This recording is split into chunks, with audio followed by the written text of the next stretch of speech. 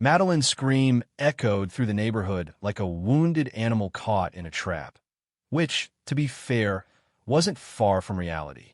Her arms flailed wildly, her margarita tracing a perfect arc through the air before splashing dramatically onto my freshly trimmed grass. The instant her foot touched the water, a sharp jolt sent her airborne, transforming her shriek into an incoherent mix of disbelief and terror. The entire HOA gathering froze, eyes wide, mouths agape, as their queen of petty tyranny plunged unceremoniously into the pool. From my patio, I calmly sipped my iced tea, watching the pandemonium unfold. There was a poetic justice to it, a righteous payback accompanied by chlorinated water. But to fully appreciate this moment, we need to rewind a bit. Because, believe it or not, this wasn't just about a swimming pool. This was a war, initiated the day Madeline moved into our neighborhood, declaring herself the sovereign ruler of our quaint community. Unfortunately, I became her favorite subject for torment. It started subtly, a passive-aggressive letter about my trash bins being precisely 1 inch too far from the curb, a ridiculous fine for having unevenly shaded grass. Soon, her complaints escalated absurdly. My mailbox was too contemporary, my car didn't match the neighborhood's aesthetic, and my dog was supposedly noisy, despite the fact that he rarely barked. Madeline seemed determined to make my life miserable, but the final straw, the incident that ignited my thirst for revenge, was her repeated trespassing into my backyard pool. Initially, it was subtle, damp footprints on my deck, my pool water noticeably lower after returning home. Then she grew bolder, inviting guests without even pretending to ask permission. One Saturday evening, after a tiring day, I arrived home expecting tranquility. Instead, I found an elaborate HOA pool party underway in my yard.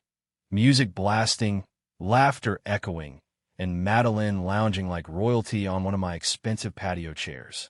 I stood in disbelief. "Madeline," a managed voice tense, "why are there 30 people in my yard?"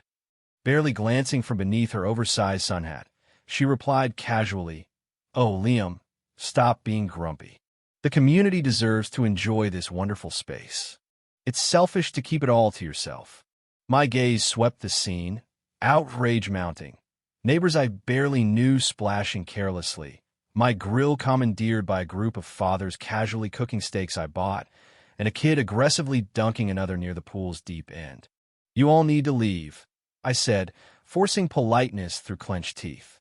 Madeline dismissed me with a wave. "It's only a few hours, Liam. Don't be so uptight. The HOA voted. Your pool is now a community asset. You can't vote to steal private property," I snapped. She laughed, arrogantly amused. "Sharing isn't stealing." "You have 5 minutes," I said flatly, pulling out my phone, "or I'm calling the police." This finally registered. Her smile faltered. "You wouldn't dare." "Try me." Silence fell. Reluctantly, Madeline rose, adjusting her sunglasses. "Fine, Liam. But this isn't over."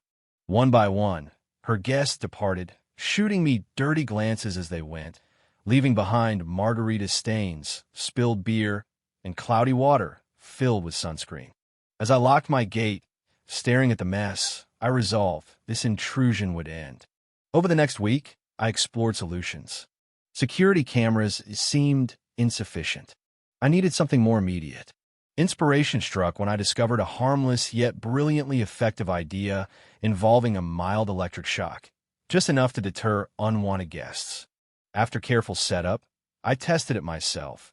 Just a small jolt, enough to startle but entirely safe. Perfect. The next Saturday, right on cue, my gate creaked open. Peeking through my blinds, I saw Madeline strutting confidently, cocktail in hand.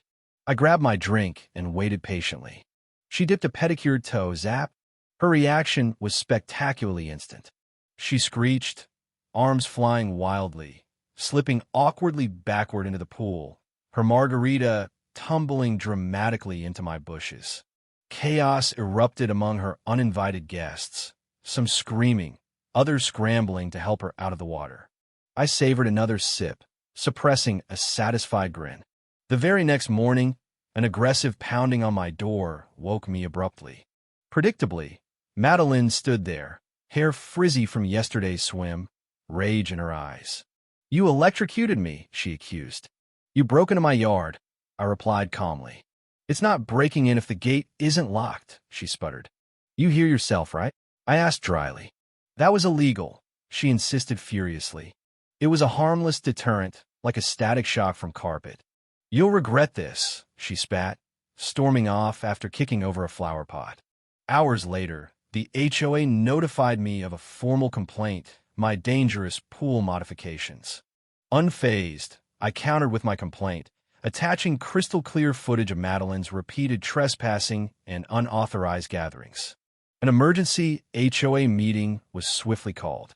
Madeline began her dramatic accusations first, painting me as a reckless menace. When my turn arrived, I calmly played footage of her parties, highlighting her brazen behavior. Her expression darkened as the board members shifted uncomfortably, recognizing the hypocrisy. "Technically, Liam has a right to privacy," one member cautiously admitted. I nodded. "Let's discuss compensation for the damage to my property caused by Madeline's unauthorized events." After tense deliberation, the HOA ruled decisively in my favor, forbidding further trespassing. Madeline stormed out angrily, clearly humiliated. But Madeline wasn't finished. She began filing frivolous complaints about my mailbox, my car, my grass, each more absurd than the last. In response, I installed a large, humorous sign at my gate. "Private property, trespassers will be zapped." Neighbors laughed openly. Even the HOA members struggled to hide smiles. Madeline, furious, attempted nighttime espionage, clumsily searching for code violations until I caught her red-handed. "Looking for something, Madeline?" I asked calmly, startling her. "I was checking for violations," she stammered. "At 11 at night?" Humiliated, she retreated hastily. But desperation pushed Madeline further. Days later, a tow truck appeared in my driveway, summoned by her for a non-existent parking violation. When I showed recent footage proving my innocence, she seethed, losing face once more. Then came her ultimate attempt, filing a lawsuit against me for reckless endangerment. I countered swiftly, submitting overwhelming evidence of her misbehavior to the HOA's lawyers, who promptly dismissed her claims. Not content merely to defend, I filed my own lawsuit against Madeline for trespassing and damages. The neighborhood, weary of her tyranny, rallied behind me, even launching a petition to remove her from the HOA board.